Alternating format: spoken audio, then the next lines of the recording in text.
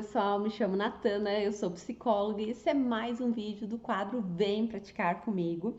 E hoje nós iremos trabalhar sobre o modo hipercompensador, que basicamente é aquele modo que faz nós agirmos de forma oposta ao nosso esquema. Como assim? Digamos que nós temos o esquema de abandono. Ah, Natana, não sei como é o esquema de abandono ou não conheço os esquemas. Vai lá na minha playlist sobre cada um dos esquemas em que eu explico bem certinho todos eles, sinais, origens, como que se manifesta em cada relação da nossa vida, de forma geral, né? Eu dou vários exemplos, cada caso é um caso, mas de maneira geral tem várias explicações lá para vocês poderem avaliar isso na vida de vocês e também tem mais uma playlist de técnicas para cada um dos esquemas. Então, se vocês ainda não estão bem apropriados dos esquemas, vão primeiro lá, depois vocês retornam aqui. Mas retornem, não deixem de retornar. Então, basicamente, gente, nós temos esquemas. Não conheço ninguém que não tenha alguns esquemas na vida.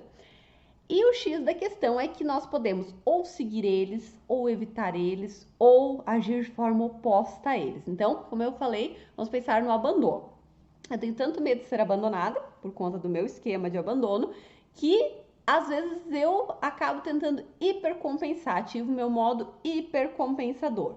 Que é basicamente, então eu tenho tanto medo que eu abandono primeiro as pessoas, que eu acabo num relacionamento optando por terminar primeiro, por me afastar, por muitas vezes sabotar, inclusive, determinadas relações, em prol de que é melhor eu abandonar do que me sentir abandonada. E assim com cada um dos esquemas, cada um tem as suas especificidades e, consequentemente, a sua forma de hipercompensar. Mas o X da questão é que não adianta nós abraçarmos os nossos esquemas, não adianta nós evitarmos os nossos esquemas e também não adianta agir no extremo oposto, ser radical, porque nenhum extremo funciona, nenhum extremo é bom na nossa vida. Então, qual que é a ideia? Primeiro, a gente identifique quais são os nossos esquemas, por isso que vocês vão pegar o caderninho de vocês de sempre, nosso caderninho das nossas autopráticas. Tão legal, né, gente, ter esse cuidado, ter esse momento para si, ter um caderno, uma caneta legal, dedicar realmente esse espaço do nosso dia para entrar em conexão com nós mesmos.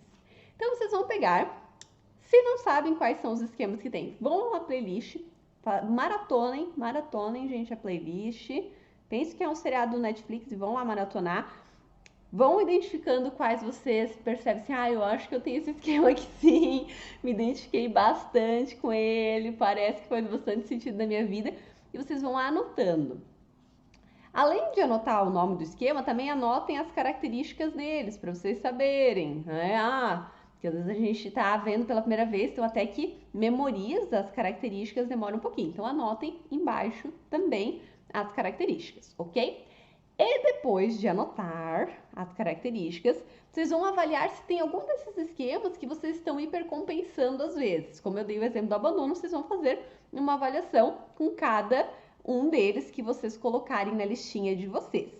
Identificando que vocês hipercompensam, vocês vão começar a pensar qual seria uma outra forma de lidar com tudo isso, que eu não precisasse abraçar o meu esquema, seguir ele como se fosse uma verdade na minha vida, porque não é apenas um padrão que eu formei na forma de ver as coisas com base na minha história de vida, no meu temperamento. Então eu não preciso abraçar isso porque não é o caminho. Não preciso começar a evitar todas as situações que me colocam diante do meu esquema, porque também é impossível, né? A realidade se coloca o tempo inteiro na nossa vida, nós temos que aprender a lidar com ela. E também não posso ir para o outro extremo de começar a agir de maneira radical para o outro lado. Então, qual seria a quarta via, digamos assim? Qual seria uma outra alternativa para lidar com isso daqui de maneira mais assertiva? Então, vamos pensar no esquema do abandono, que eu dei como exemplo. Eu poderia ser uma pessoa totalmente dependente, carente, sempre insegura ali, cobrando atenção, cobrando que a pessoa não me deixe nem um minuto sozinha, mandando mensagem o dia inteiro, que seria seguir muito meu esquema. Poderia evitar ter relacionamentos para nem entrar em contato com isso.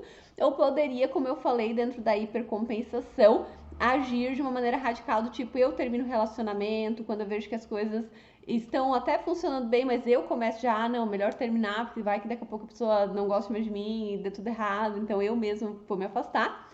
E que, como eu falei, nenhum caminho desse é bom. Mas o que poderia ser uma quarta via para lidar com isso?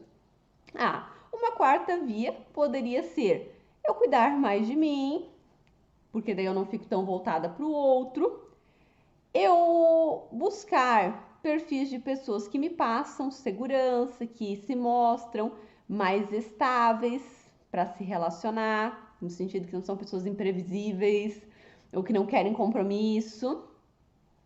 E quando eu estiver num relacionamento desse, mesmo que eu estiver com vontade, às vezes, de ser radical, melhor deixar tudo isso daqui, eu manter meu autocontrole, eu conversar, eu realmente colocar um esforço para manter aquela conexão. Então, essa seria uma boa quarta via no caso desse esquema, no caso de relacionamento, porque ainda tem cada área da nossa vida que os esquemas vão se manifestando. Tá bom, gente? Eu sei que ficou meio complexo, mas vão por mim que é importante. É a maneira que a gente tem, de uma maneira bem bacana que eu encontrei para trabalhar esse modo hipercompensador. Como eu falei, se estão com dúvida nos esquemas, vão lá maratonar a playlist Terapia do Esquema, técnicas dos esquemas, porque com certeza vão ter muitas questões que vocês irão se identificar. E esse autoconhecimento, pelas minhas experiências profissionais, pelos feedbacks que eu ouço todos os dias das pessoas, é muito libertador. Tá bom? Um abraço e até a próxima!